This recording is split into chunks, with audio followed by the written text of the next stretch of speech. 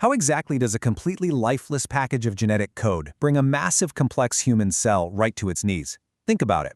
In our last lesson, we looked at the structural armor of viruses, right? The capsids, the envelopes. But honestly, those structures are really just transport vehicles. For those of you heading into allied health and patient care, you absolutely have to understand how these obligate intracellular parasites actually infiltrate and destroy our cellular factories. It's crucial for grasping how viral pathologies develop in your future patients. So, by the end of this explainer, you're going to understand the precise, step-by-step mechanical timeline of how an animal virus seizes total control of a human cell. All right, let's get right into it. Viral multiplication and host interactions. Here's our roadmap for the invasion. We're breaking this down into 5 phases: host range and adsorption, penetration and uncoating, synthesis and replication, release and cell death, and finally, latency and oncogenesis. Let's kick things off with phase 1, host range and absorption. What's truly wild here is the sheer asymmetry of the virus-host relationship. I mean, a virus is literally just a genetic parasite, so it has to find a very specific docking station to survive. We call this limitation the host range. Imagine the host cell as this highly automated manufacturing plant, and the virus is just a rogue capsule floating around outside. It totally relies on a coincidental physical collision. Its outer glycoprotein spikes act like little keycards that have to perfectly match the cell's biometric gates, the host cell receptors. And this really highlights the difference in those keycards. Take Hepatitis B, for example. Its keycard is coded strictly for human liver cells, highly narrow host range. But contrast that with the rabies virus, which is holding a universal master keycard. That lets it bind to and infect all sorts of different cell types across a massive array of mammals. So, the second that exact molecular fit happens at the docking station, boom, the invasion begins. It triggers a highly synchronized 6-stage multiplication timeline. We're talking adsorption, penetration, uncoating, synthesis, assembly, and release. Let's see how this all builds. Moving right along to phase 2, penetration and uncoating mechanics. Okay, so the big question is, how do these invaders actually breach the perimeter doors of our factory? Well, they use distinct entry pathways depending on their armor. One major pathway is membrane fusion. Now, this is strictly for enveloped viruses, like HIV. The virus essentially melts its stolen outer lipid envelope directly into the host cell's membrane. That lets the internal team slide straight through the perimeter doors and right into the cytoplasm. The other pathway is endocytosis, which is used by naked viruses like poliovirus. Here, the naked capsid spikes actually trick the factory's automated logistics into pulling the entire viral capsule inside using a heavy cargo vesicle called an endosome. And once it's inside, it busts right out of that vesicle. And busting out leads directly to step 3, uncoating. Regardless of whether it's sneaked in via fusion or endocytosis, that protective protein capsid armor has to be physically broken down and dissolved. This is the critical moment the capsule cracks open in the dark hallways of the cell, literally spilling its rogue blueprints, the viral nucleic acid core, directly onto the factory floor. Which brings us to the absolute climax of our explainer, phase 3, synthesis and viral replication. Now, before those rogue blueprints can completely take over the assembly line, we need to look at where they actually set up shop. This is governed by the compartmentalization rule. As a general operational rule, if we're dealing with a DNA virus, it migrates straight to the host cell nucleus, the factory's main control room. But if it's an RNA virus, it generally just stays out on the main factory floor, the cytoplasm, to set up its unauthorized printing operations. Let's focus heavily on those RNA viruses for a second, because out on the factory floor, there is a massive biological showdown when it comes to RNA polarity. We basically have 2 distinct formats for these rogue blueprints. First, there's positive sense RNA, or plus ssRNA. This blueprint runs in the factory's native forward printing language, 5' to 3'. So the moment it drops onto the floor, the automated assembly lines, the host ribosomes, read it instantly. Viruses like SARS-CoV-2 use this method. There is absolutely zero delay before the factory starts cranking out viral parts. But then, there's negative sense RNA, or minus ssRNA.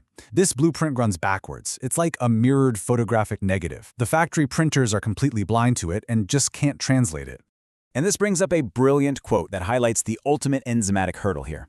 Eukaryotic human cells possess absolutely no enzymes capable of reproducing RNA from an RNA template. Period. Human cells have zero tools to read or copy backwards RNA.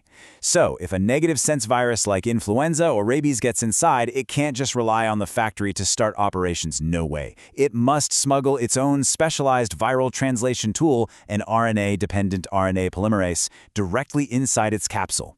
Upon uncoating, this prepackaged enzyme instantly prints a forward copy from that backward template so the factory can actually read it. Without smuggling that enzyme, the invasion completely fails. And honestly, this is exactly why so many antiviral drugs are specifically designed to target and disable this one viral enzyme. All right, moving into phase 4, viral release and cell death. The virions are built, so how do they actually get out? Let's contrast the two main exit strategies. First, we have budding, also known as exocytosis. Enveloped commandos like HIV and herpes simplex sneak out the side doors one by one. They literally slice off a piece of the factory's own modified membrane to wrap around their bodies as a camouflage envelope. Crucially, this stealthy escape doesn't immediately destroy the host cell, it just turns it into a long-term viral manufacturing plant. On the other hand, we have cell lysis. Naked viruses like poliovirus take a totally different, way more aggressive approach. They mass-produce millions of units inside the facility until they metabolically exhaust the host and just completely overload the physical space. This literally detonates the building, causing a sudden, catastrophic rupturing that instantly kills the cell. As you might guess, this microscopic warfare leaves some highly visible wreckage behind, which we call cytopathic effects, or CPEs.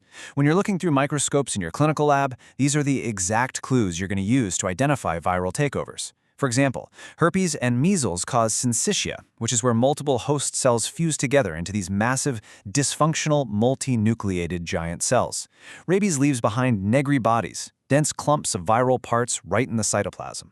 Adenovirus leaves visible inclusions in the nucleus, and viruses like poliovirus, they just leave behind totally rounded, lysed, and utterly destroyed cells. Finally, let's examine phase 5, latency and oncogenic transformation. So not all viruses immediately destroy the factory. Some are these incredibly stealthy infiltrators that enter a chronic latent state. In this state, the virus remains completely inactive, dormant, and hidden, often retreating into non-dividing human cells, like your permanent neurons. It just sits there silently as a free-floating piece of code, sometimes for decades. A classic example of this is the Varicella-zoster virus. It causes the acute childhood infection of chickenpox, right? But then it retreats to your spinal nerve vaults. It can hide out there for decades, only waking up to trigger a highly destructive lytic cycle known as shingles when the body experiences severe stress or immunosuppression. But then we have the absolute clinical nightmare: viral integration and transformation. Some highly specialized viruses go a massive step further than just hiding as free-floating code. They act as actual mutators, physically splicing and incorporating their viral DNA directly into the host cell's master blueprint, the chromosomes themselves. This is a terrifying consequence. A normal host cell has very strict cell cycle controls.